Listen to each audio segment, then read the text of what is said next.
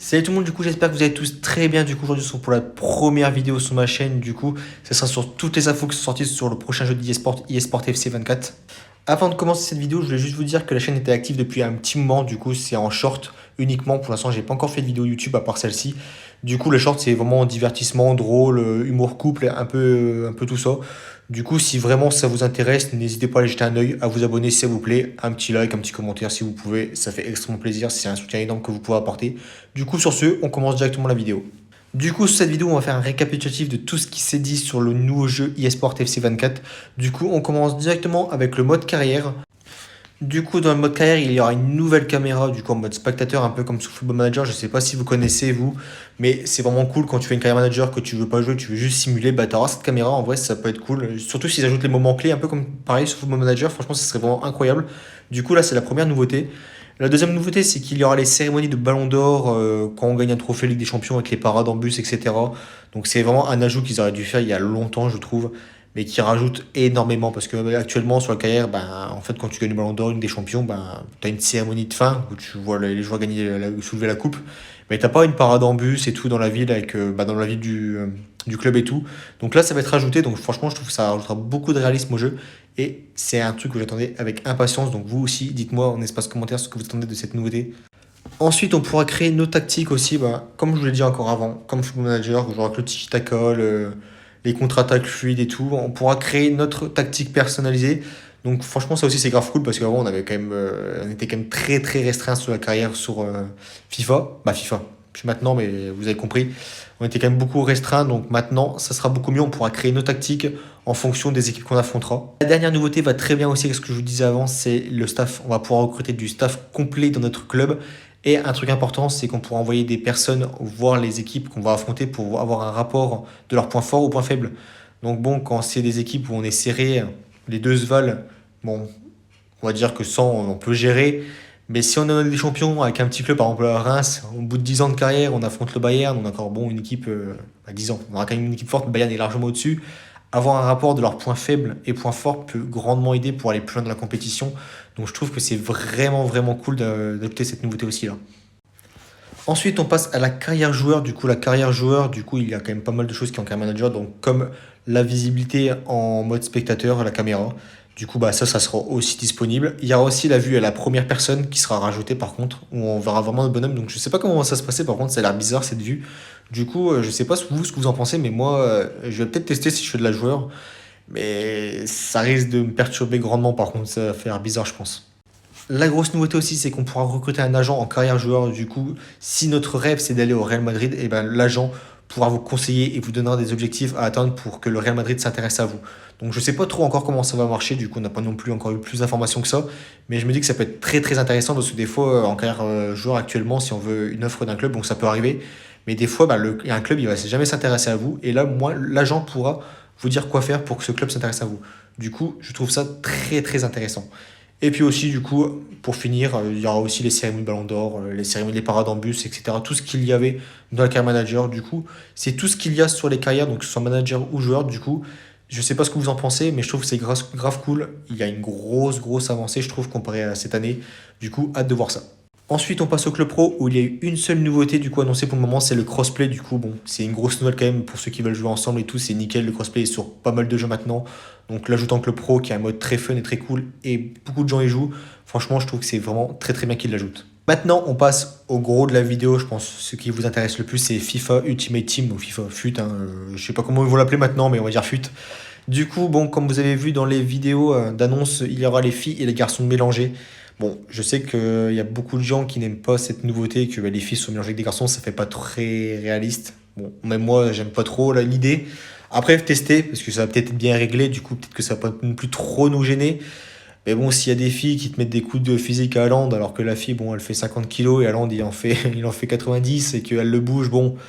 Après, ça reste FIFA, il y a des joueurs, des mecs ils ont le même gabarit, mais ils bougent aussi, mais bon. Je pense que ça peut faire rager pas mal de monde, donc à voir comment ça va être ajusté. En restant sur le sujet des filles, du coup, elles seront en SBC aussi. Du coup, bah, il y aura des cartes SBC féminines à faire.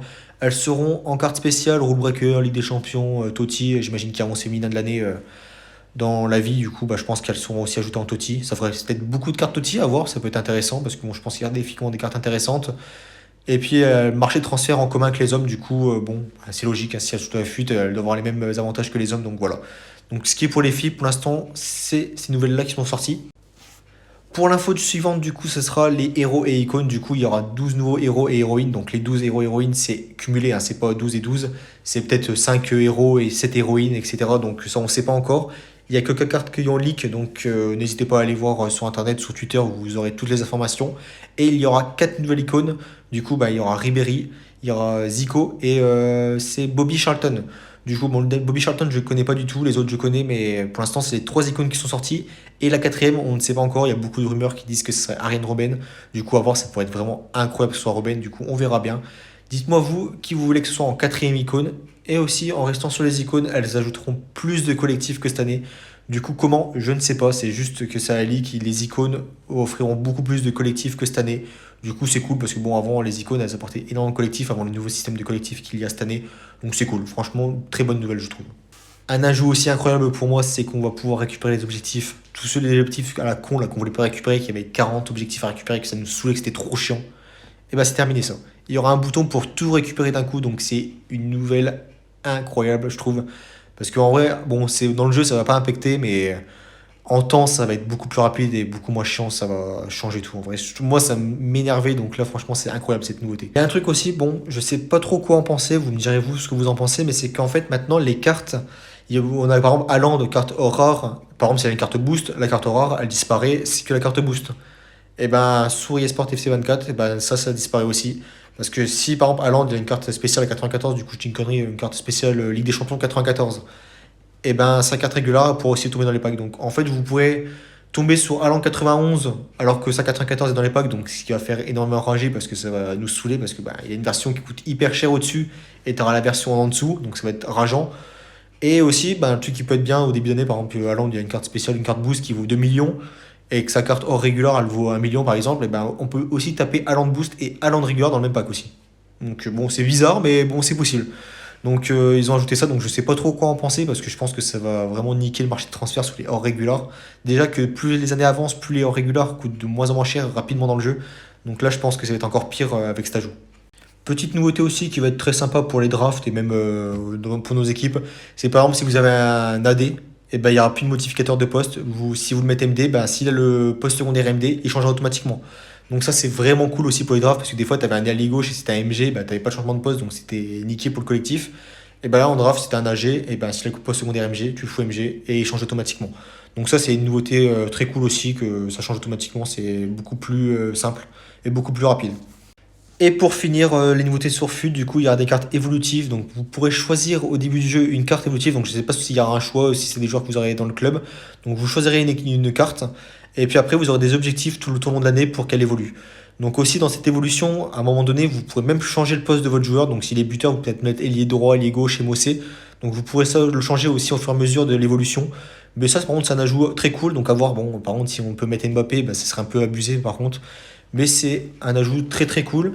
Et aussi, ben, ces cartes évolutives ou les cartes dynamiques aussi dans les cartes spéciales, elles pourront sortir des cartes. Donc par exemple le coude, eh ben, il pourrait être à l'extérieur de la carte. Donc bon, je sais pas ce que vous en pensez, c'est une petite nouveauté cool. À voir ce que ça rend une game dans notre équipe. Donc je sais pas trop ce que ça va donner. À voir. Du coup, voilà, on arrive à la fin de cette vidéo, donc dites-moi si ça vous a plu ce petit récapitulatif de tout ce qu'il y a en nouveauté sur eSport FC 24. Moi, j'ai très hâte de tester parce que du coup, vu qu'ils sont peu en collaboration avec la FIFA, j'ai hâte de voir tous les changements qu'ils vont apporter. Rien que le bot Kaya, il y a beaucoup de choses qui ont changé, donc j'ai hâte de voir les nouveautés en FUT au mois d'août, ça sera. Du coup, n'hésitez pas à lâcher un petit commentaire, un petit like et à vous abonner, c'est vraiment un très très grand soutien que vous pouvez apporter. Et on se retrouve bientôt pour une prochaine vidéo. Salut tout le monde.